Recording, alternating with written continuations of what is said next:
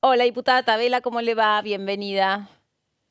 Hola, ¿cómo están? ¿Todo Muy bien? bien, muchas gracias por recibirnos este ratito. Estábamos comentando que es un día importante en el Senado porque allí se puede finalmente convertir en ley la emergencia en pediatría y también la emergencia en financiamiento universitario. Bueno, no es una emergencia, pero la cuestión del financiamiento universitario. Bueno, sí, sí es una emergencia, sí, sí, lo dije bien.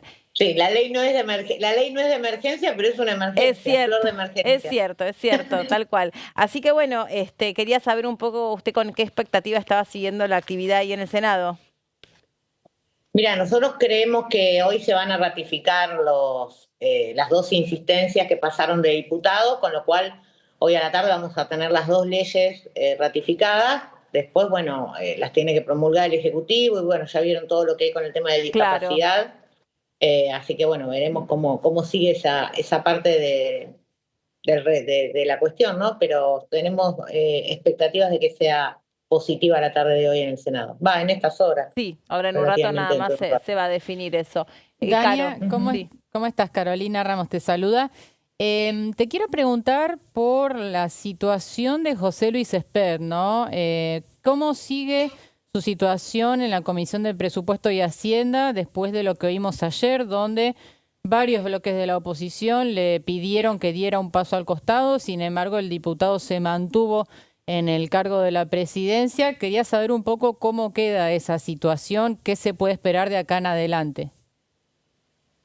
Mira, la verdad que yo creo que es responsabilidad del bloque oficialista resolverlo, porque lo que va a terminar pasando, a ver, van a terminar pasando dos cosas, que todas las reuniones de comisión que presida el diputado Esper van a ser un circo, un escándalo, van a terminar como ayer, yéndose los funcionarios, no se va a poder discutir el presupuesto. No.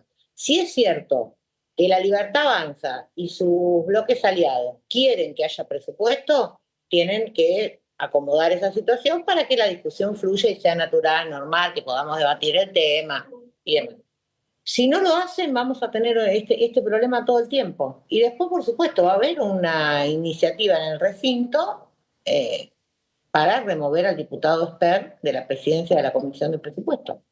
Entonces, ¿para qué seguir alimentando el conflicto si vos ya tenés el conflicto y sabes que no lo vas a resolver si no es corriendo a estar de la presidencia de la comisión? Porque no es que solamente hoy la discusión está puesta en este supuesto vínculo que el diputado tendría con un supuesto narcotraficante, etcétera, etcétera. Lo que está en discusión hoy, la base de esta discusión es que Esper no reunió la comisión nunca Ujú. en 2 años, que el año pasado levantó la discusión del presupuesto sin ningún motivo, por una decisión propia de él y del gobierno.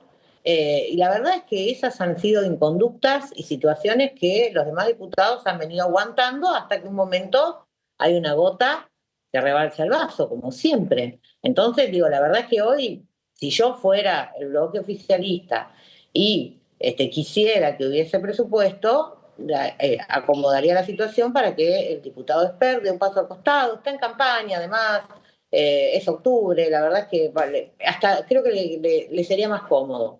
Pero bueno, indudablemente a veces son situaciones que uno no termina de entender hasta dónde el oficialismo quiere o no tener ley de presupuesto. Ujú.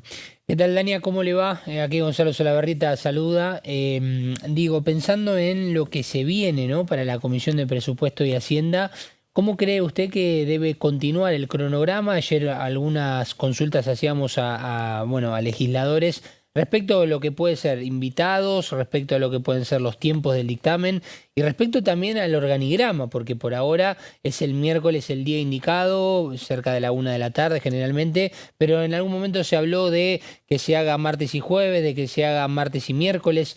¿Cuál es su punto de vista en este aspecto? Mira, yo creo que nosotros necesitamos que el presupuesto se apruebe en el Congreso lo antes posible, digamos, ¿no? Y en lo posible tendría que ser antes de que finalice el mes de noviembre. Eso requiere que el 20 de noviembre el presupuesto tenga dictamen. Y para eso, estos mes y medio que queda a fines de noviembre o 2 meses, se necesita que todos los miércoles o todas las semanas, mejor dicho, vayan los funcionarios que ya fueron citados o por lo menos pedidos por los distintos bloques, desde el ministro de Capital Humano, pasando por el Ministerio de Defensa, Ministerio de Salud, bueno, el presidente del Banco Central, el responsable de la ANSES, hay varios funcionarios pedidos. Veremos si esos funcionarios asisten o no al Congreso. Este gobierno o este Ejecutivo Nacional no tiene mucha cercanía o asiduidad en su presencia en el Congreso. Así que bueno, veremos eso. La verdad que los bloques pedimos que sea martes o jueves, porque los miércoles generalmente he pedido sesión especial. Es el día de la sesión, entonces nos parecía más cómodo. Esa fue otra cuestión también que el diputado Esper ni siquiera puso en consideración de la mayoría del cuerpo que estaban presentes en la comisión la semana pasada. Digo, es como que siempre hay una actitud muy autoritaria del diputado a cargo de la presidencia, cuando en realidad deberíamos poder llegar a acuerdos que, y lo digo desde un sector de la oposición dialoguista, pero digo, acuerdos que nos permitieran avanzar en los temas. Esa posición autoritaria que todo el tiempo se intenta ejercer sobre el resto de los diputados como una especie de herramienta disciplinadora, no está funcionando, ¿no? No le está dando los resultados al gobierno que espera. También le quiero consultar porque usted sabe mucho e integra la Comisión de Ciencia y Tecnología y hoy van a reunirse para ver el tema del plan nuclear y la intención que hay para avanzar en la privatización de Nucleoeléctrica. Quería consultarle sobre esto, por ahí son temas que son más específicos y más complejos para que la audiencia en general lo siga. ¿De qué hablamos cuando hablamos de plan nuclear? Suena como muy extravagante y da hasta un poco de miedo, pero bueno, es interesante escuchar con qué tiene que ver. No, tiene que ver justamente con la producción de energía nuclear.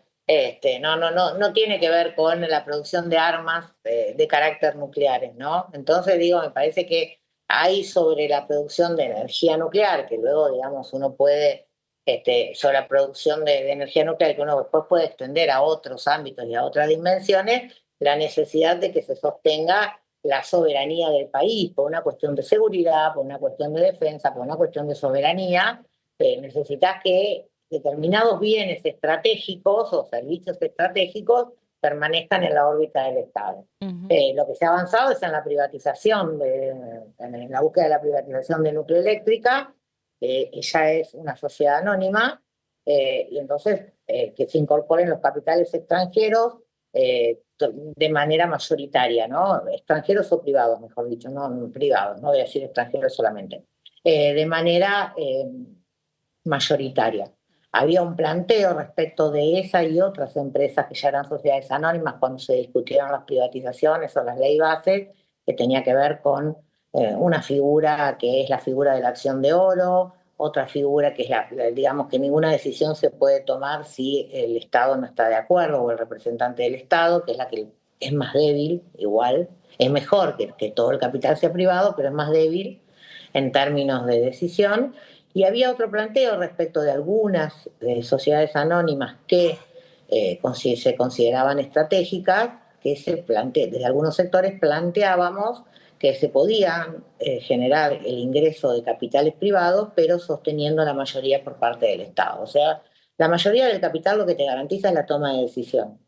Si nosotros perdemos la mayoría del capital a mano del sector privado, el sector privado es el que va a tomar la decisión respecto de la producción, desarrollo e investigación de la energía nuclear en la Argentina.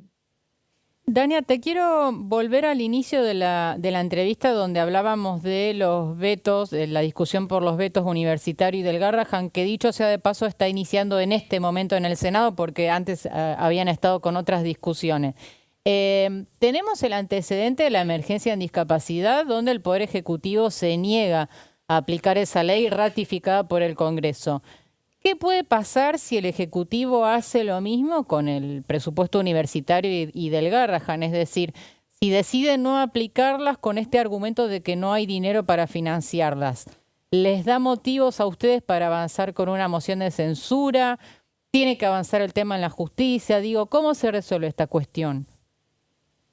Son las dos vías paralelas, no hay una cosa sí y una cosa no. Veamos, por un lado, se va a venir una interpelación al jefe de gabinete, porque la responsabilidad de asignar las partidas es del jefe de gabinete, en el marco de las prioridades que te establece el Congreso. Salvo que quieran resignar esa función del Poder Ejecutivo, bueno, se verá y se discutirá la reasignación de partidas. Esto no es que no está la partida, no la quieren reasignar, Claro. porque la partida está, digamos. De hecho, acaba de hacer un plan sojita, plan platita, plan no sé qué, con el tema de las cerealeras agroexportadoras y la baja de las retenciones, que a nadie le preguntaron de dónde salían los 1.500 millones que dejamos de recibir y que se fueron como parte de la rentabilidad o beneficio o ganancia para esa cerealera. Entonces digo, cada vez es más obvio que la plata está y lo que no se quiere es resolver los temas. En ese contexto, el jefe de gabinete tiene una responsabilidad que se la da la Constitución Nacional, porque no es un funcionario cualquiera del Poder Ejecutivo el jefe de gabinete. Tiene responsabilidades y derechos y obligaciones que le otorga la Constitución Nacional. Entonces es un funcionario que tiene responsabilidad para con el Congreso. Por eso digo, va a venir la interpelación, de ahí se derivará o no la moción de censura, eso se analiza en el marco del Pleno del Congreso. Bueno, y por otro lado, la vía judicial también va a avanzar, porque los afectados por esta medida van a ir haciendo las presentaciones judiciales por el incumplimiento de la ley. A mí lo que me preocupa de la judicialización que tiene la raíz en el no cumplimiento por parte del Poder Ejecutivo, que son bombas que vos vas sembrando y que después en algún momento estallan. Te puede estallar el año que viene, te puede estallar, pues yo veo muy difícil que la justicia diga, no, está bien, tiene razón el presidente, de ahora en más las leyes que dicta el Congreso pueden no cumplirse. Bien, diputada... Eso no va a pasar. Entonces lo más probable es que la justicia diga, sí, las tienen que cumplir, perdóname. No, por favor. La justicia te diga, sí, la tienen que cumplir y tengas que cumplirlo en algún momento. Entonces digo, ¿por qué no encontrar una vía de solución ahora y no ir por todo ese derrotero? Pero bueno, es una decisión del gobierno siempre mucho más difícil. No, quería acotar esto coincidiendo con Dania, ¿no? Que la justicia muchas veces no quiere meterse en decisiones de otro poder del Estado, ¿no? Acá estamos hablando de una decisión del Poder Legislativo sobre la que tendría que opinar la justicia. Pero claro, difícil. digamos, por eso digo, es muy difícil imaginarte que la justicia no va a darle la razón a un colectivo de familias discapacitadas, de familias con personas con discapacidad, que están pidiendo que les actualicen el nomenclador que no se actualiza desde el año 2022. Es muy difícil que eso pase. Diputada, le agradecemos mucho este contacto con nosotros, muy amable. No, yo siempre le agradecida, soy yo que me convocan y me invitan a acompañarlos un ratito. Así que bueno, muchísimas gracias. Siempre bienvenida. Gracias, diputada Dania Távera. Gracias. Chau. Hasta luego.